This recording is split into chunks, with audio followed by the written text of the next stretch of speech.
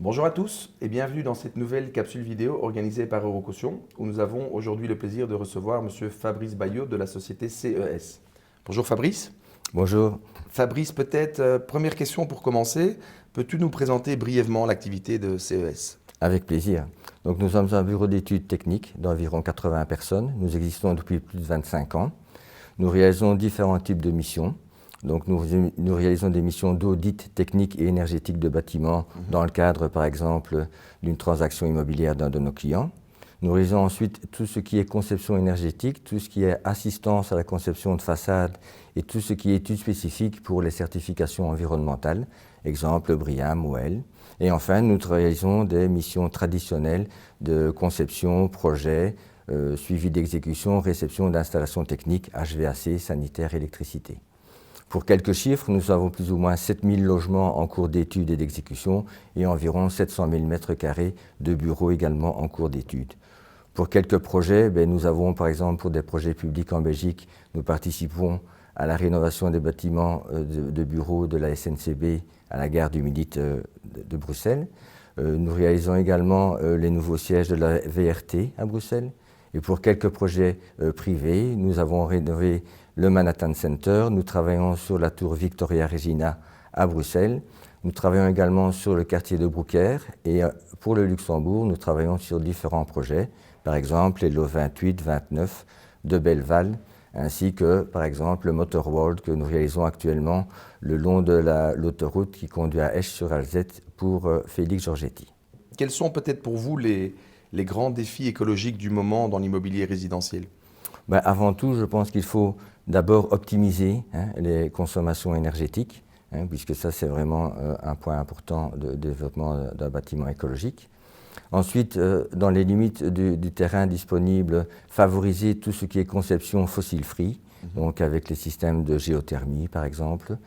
Et enfin, regarder un petit peu tout ce qui est possibilité de récupération dans le cadre de projets mixtes entre bâtiments, par exemple d'un bâtiment de bureau qui consomme plus de froid, qui produit de la chaleur qu'il ne peut pas utiliser, pour éventuellement le transmettre dans une autre partie du projet bâtiment de logement. Oui, donc les défis écologiques et environnementaux sont toujours de plus en plus présents et importants. Quelle plus-value pouvez-vous apporter aujourd'hui à un promoteur ou à un constructeur?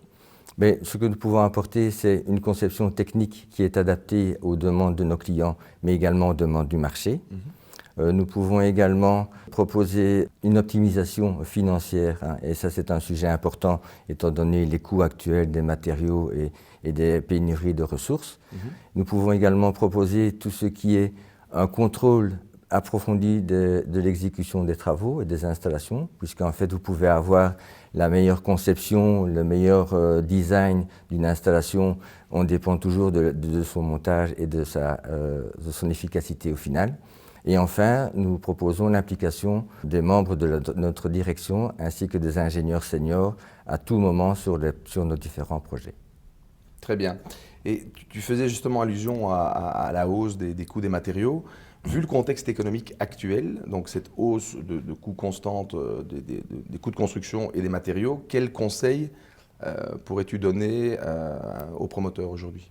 Si je peux donner quelques conseils aux promoteurs, eh bien, c'est d'abord impliquer dès le départ de la conception d'un projet tous les intervenants, tout ce qui est conception énergétique, tout ce qui est conception technique, puisque là c'est important dès le départ, dès le développement des esquisses, d'avoir leur avis et leur input dans le développement.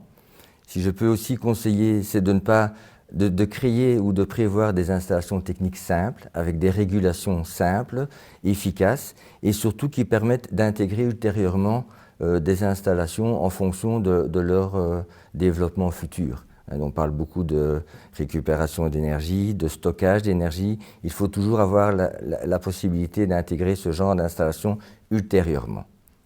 Très bien. Mais Fabrice, nous te remercions chaleureusement pour ta présence et pour ton intervention. Et nous invitons d'ailleurs tous nos auditeurs à prendre contact directement avec toi et tes équipes pour de plus amples informations. Merci Cédric, à bientôt. Nous invitons également nos auditeurs à consulter nos différentes capsules vidéo sur notre site internet qui apparaît en bas de l'écran. Et nous vous donnons rendez-vous très prochainement pour une nouvelle capsule vidéo d'Eurocaution. Merci et à bientôt.